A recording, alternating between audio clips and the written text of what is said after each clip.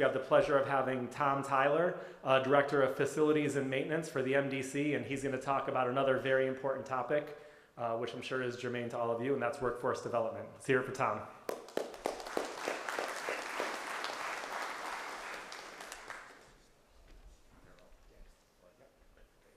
Well, good morning, everyone. Before I get started, I want to let everybody know I'm fully aware I'm the last presenter of the day, and I stand between you and hitting the exit. So we'll go through this. So I want to talk a little bit about some of the things the district has done, and then also touch on a regional collaborative that is getting underway. So Metropolitan District, we're a water, wastewater utility. A lot of infrastructure, facilities-wise, buried-wise, just like everybody else out there. A lot of challenges facing us over the many years. Staffing, money, the same things that everyone struggles with, we struggle with as a utility. We have about 400 employees right now. We'll talk a little bit about where we used to be with employees. Our annual operating budget, about $200 million. Capital budget, 75 plus minus.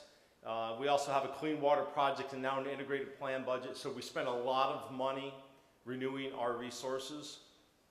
And we also have 3 unions. We have a supervisory, a technical, and a laborers union. So everything that we do it in collaboration with our union partners. So it all comes down, right? Pumps, pipe, and people. We have them all. So a lot of challenges. Same challenges that many of you face.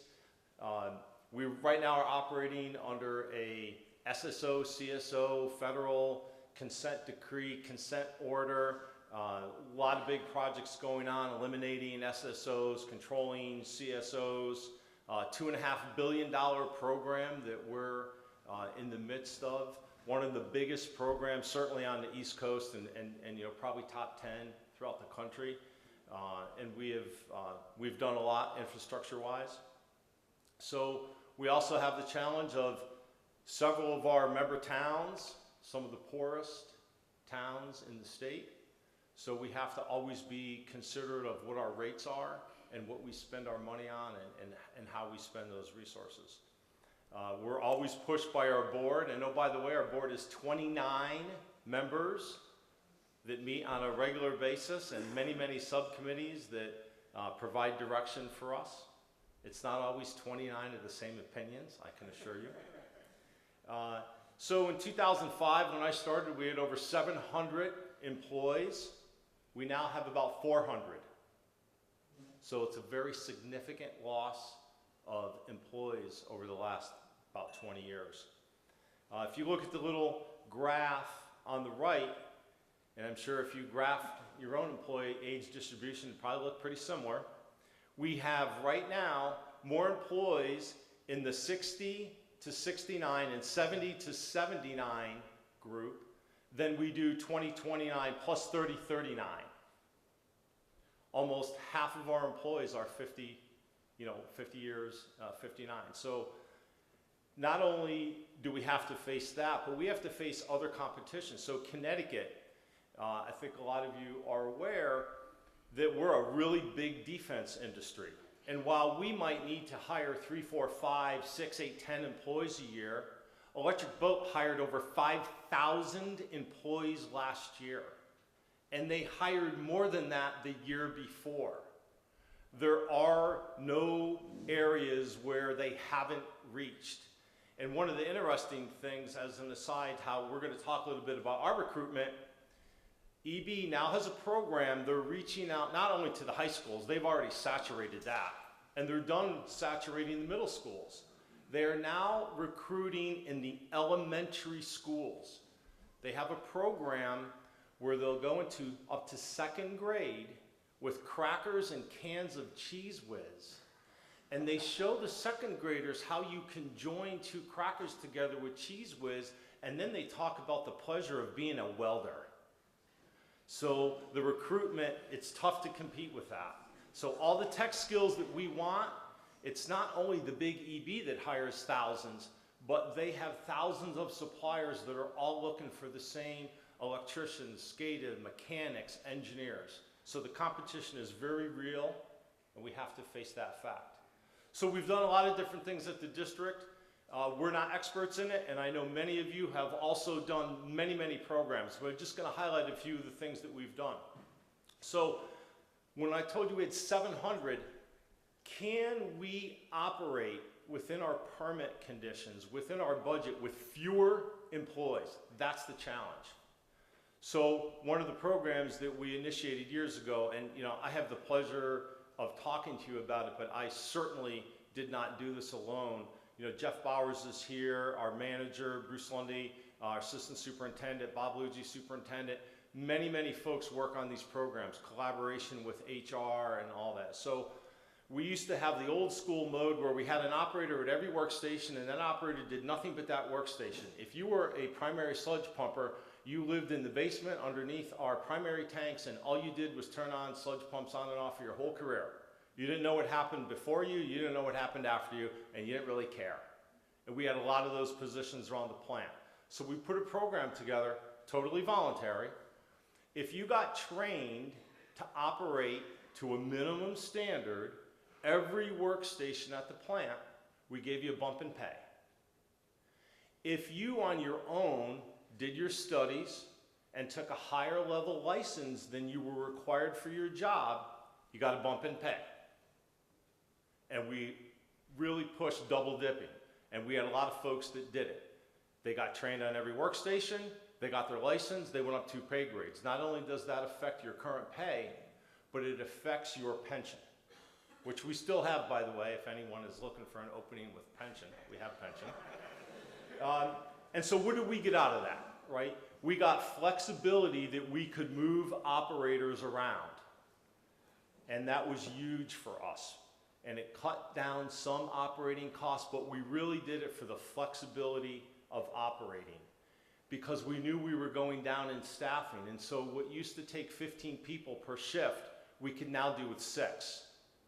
And if the weather's good, we can do it with 5. It's a big difference, but it's all about the skill set that we developed within our staff. We did a very similar thing with supervisors. We used to have satellite plant supervisors and shift supervisors. We combined them into supervisor. And so we're able to now have flexibility in how we operate. We also recently did it with our crew leaders. This one was a little harder. It took us a lot of years. We finally got there. We've also done it on our utility collection and distribution side, right? So we have a whole different set of folks that work with the pipes in the street. We did it with them. They also had very singular operator titles, maintainer titles, hydrant, and we combined them into flexible workers. So recruiting, right? We do not want to use luck and hope as strategies. Those days are gone. If you're still hoping to find good people and you're lucky if you do, those days are past. So, we like to joke a lot about hope is not a strategy, and we don't want to hope for things to get better. So we use a lot of different programs. We have several different high school programs where we bring in kids for a couple of weeks, learn and earn. We train them for a couple of weeks, and then we let them go out into the facilities and work. We did a program this year for the first time called Try a Trade, where we brought some kids in and we let them have a little bit more time in the field. And we're really thrilled that of the 4 high school recent graduate, 1 is still in, we had 2 at one of our wastewater plants, 2 at one of our drinking water plants. We are going to post openings for 3 jobs. We're going to have, for the first time in years, we're going to hire some operator and training folks that we now spend a couple months with. We know they're come to work, they want to be there, and so we're thrilled that we're going to get a couple, operator and training folks, and we're going to get them geared up to pass their licenses. We have a college program. We bring in a lot of college folks, engineers, HR, finance, whatever. The challenge here is we didn't have a lot of low-level engineering positions to bring them in, and so we're working on that so we can provide opportunities for some of the kids that come in and intern with us. Internal recruiting, and yes, we talk about internal recruiting. Who has the skill set? Who has the desire to want to take on different positions? And how do we help them fulfill the needs for those higher level positions? And then we, for the first time ever, skate attack, right? We have a very difficult time filling instrumentation and control positions. And we used to post it for 2 weeks, we'd get no applicants, and then we'd look sad. And we finally got HR to agree, leave it open, because we don't know when the next potential employee might be looking for work. So for the first time ever, we have an open post for a position. So if anybody knows anybody who has instrumentation and control skill sets that looks for a new challenge, let us know. We do a lot of training, right? You have to train to retain. Good employees want to get trained. And during our significant plant work, we trained mechanics separately. We did electrician training. We did instrumentation control training. We did operator training on every piece of equipment. We did hundreds and hundreds and probably thousands, Jeff, thousands of training classes. Everyone is digitally captured, every handout is digitally captured, and we have a complete electronic library of everything, SOPs, all that, to help us move forward, with the digital aspect of the training. So a lot of training, we're always training. And we find in some of the other trades, like I mentioned, INC, very difficult. We started a new pilot project where we had a mechanic who was interested in becoming an instrumentation tech.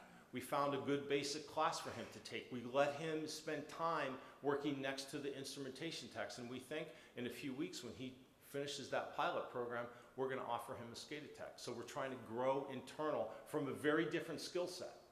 So we're looking at many different things that we can do. We have a supervisory and leadership training program. And so we're looking now that, when you take a really good squared away operator and he becomes a supervisor, we don't give him any skills to succeed as a supervisor. So now we're recognizing we have to have supervisory and leadership development training. So we have a very in-depth program that we do with our supervisors. And then the next rollout for that will be people who aren't supervisors but are interested in it. We want to train them before the job opening happens, not after. So very, very critical aspect of that. And then safety, of course, right? We're required to do safety training, and we really try and mirror the programs to the job titles. So the wastewater folks have different safety training than the water operators, than the folks in the collection system, but you have to do this training. And so we do a combination, a lot of it's online. We do some hands-on training, but training is absolutely critical. And if you want to retain your skilled folks, you have to be a learning organization and keep training. And the good employees really appreciate that training. So succession, right? You saw the graph. The district is, we got a lot of older folks getting ready to retire. Did I mention we have pension? In case you're looking, we have pension. So we're always looking at who can fulfill the higher level roles. And it's really, really critical that we prepare ourselves because, right, we work in a 24/7 environment.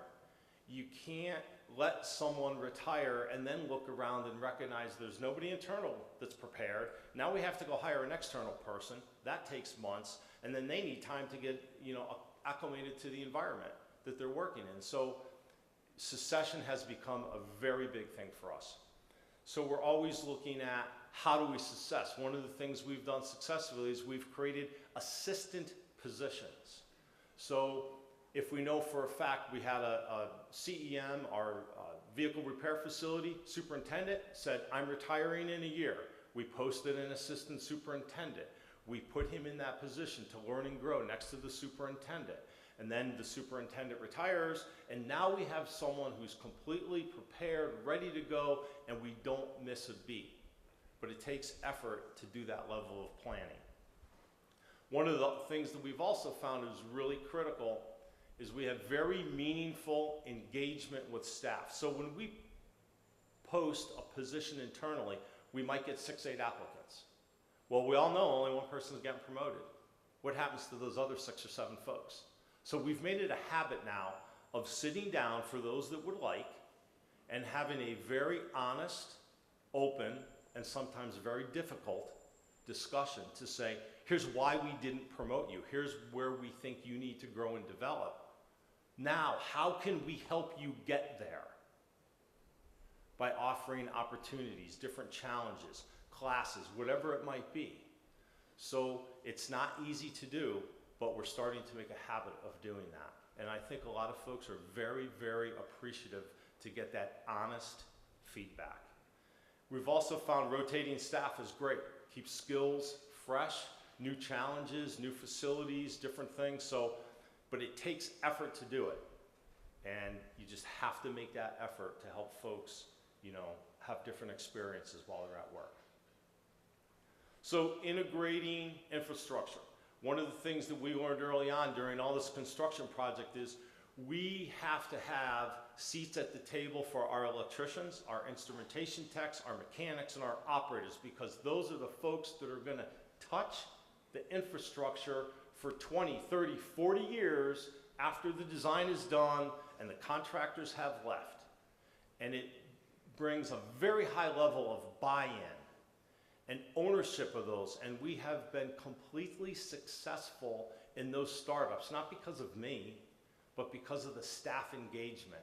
And we allow them to have a seat next to the consultants and make changes to what we're doing so that when we start up these facilities, they have pride and ownership in them. And if you can implement that, success is yours. Some of the old attitudes, when I got there almost 20 years ago, we certainly had the don't fix it if it ain't broke, and I'm gonna tell you what to do, when to do, but I'm never gonna mention why. Like, we don't do that anymore. We want engagement. We want people to understand why we're doing things. And often they can figure out how to do it a better way.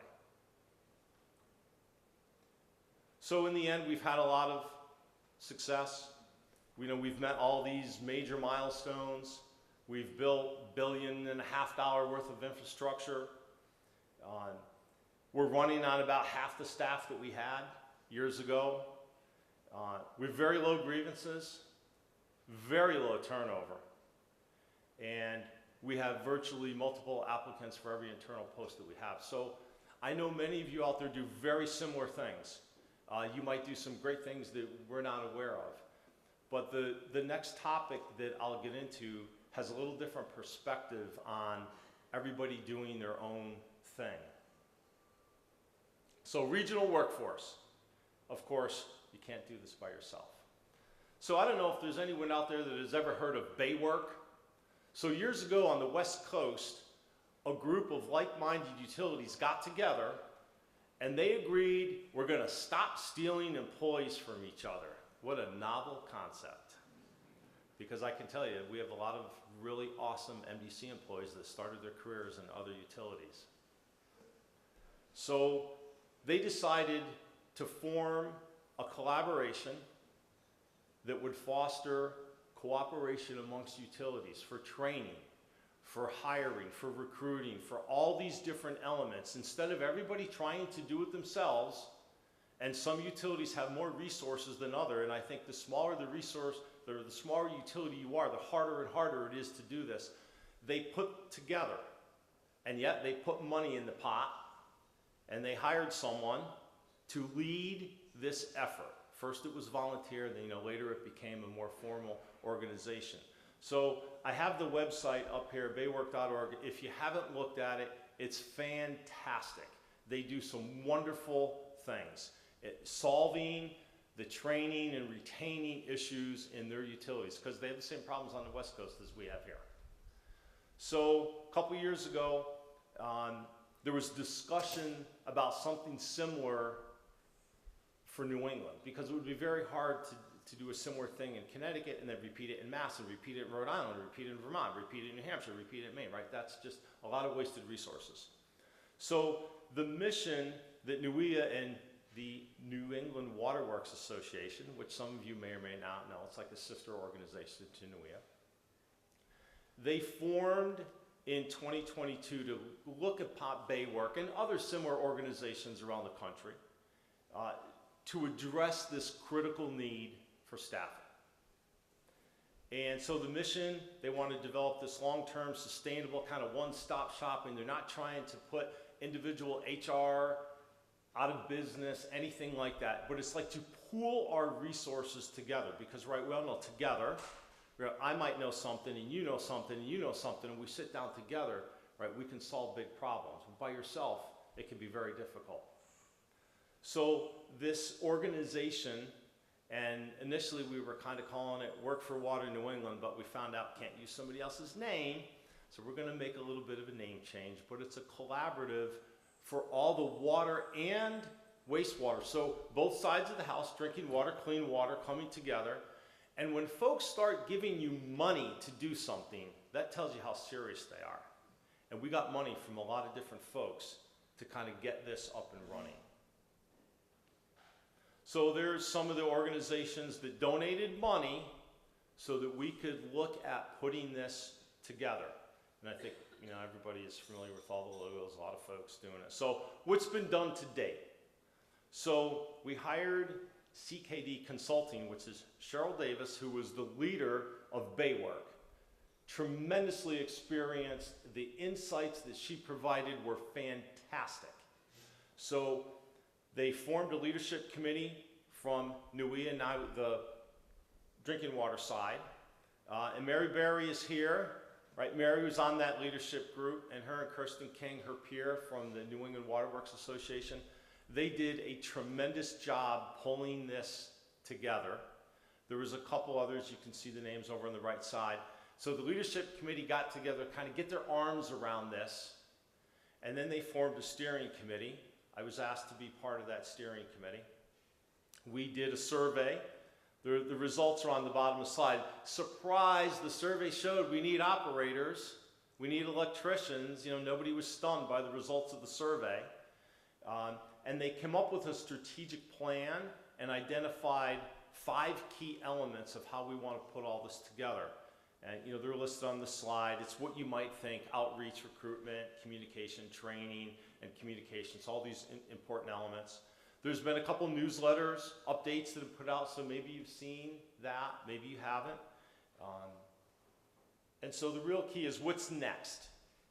They're gearing up to develop a governing board, some committee positions. There are going to be notices about, you know, what that will entail and filling those positions. And I encourage everyone here to consider participating in some level. Even if you don't have time to be in the governing board, you don't have time to be on one of the committees, you can still help and engage. The other thing that we're still trying to figure out is how membership strategy will work, because this organization can't exist without funds.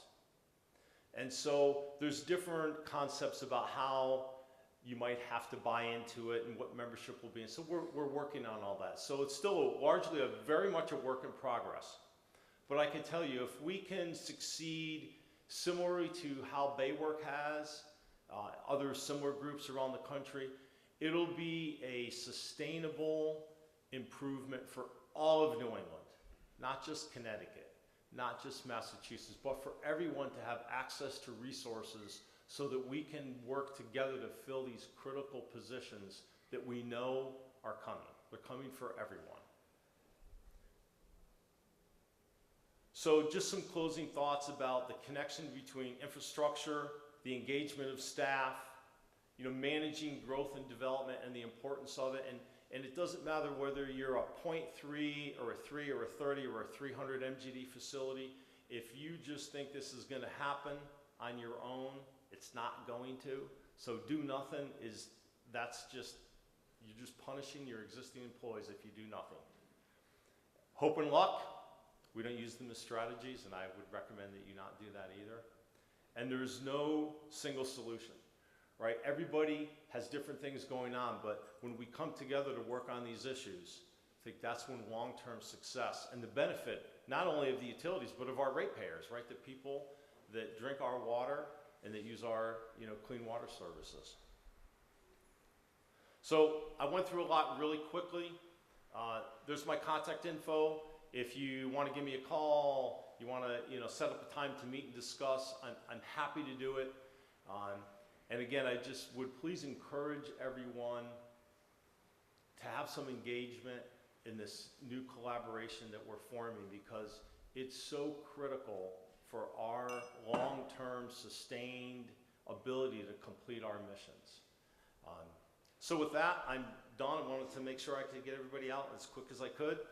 And I'd be happy to take any questions anyone might have. And if you have them later or something, you could, you know, please feel free to get in touch with me.